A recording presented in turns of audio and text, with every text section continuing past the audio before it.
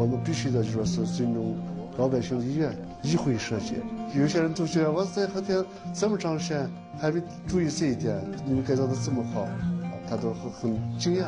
Ababiker Tohsun is the chief engineer of the shanty town renovation project in Hotan City, northwest China's Xinjiang Uyghur Autonomous Region. This place he is in charge of used to be a dilapidated old urban district. In 2016, as part of Beijing's support for Xinjiang, the Tuancheng Folk Culture District project was launched in order to improve living conditions and preserve the historical local culture of Hotan. Obo Ali and his family have been living in their old house in Tuancheng for nearly 2 decades. For them, converting their residential property into a family inn was both a source of aspiration and apprehension. Therefore, Ababiker decided to take them to visit the first family inn renovated in Tuancheng. The homeowner has a stunning new house and the opportunity to open shops, generate rental income, and enjoy a joyful life right at the doorstep. In the end, Obo made up his mind and gladly accepted the suggestion for the renovation.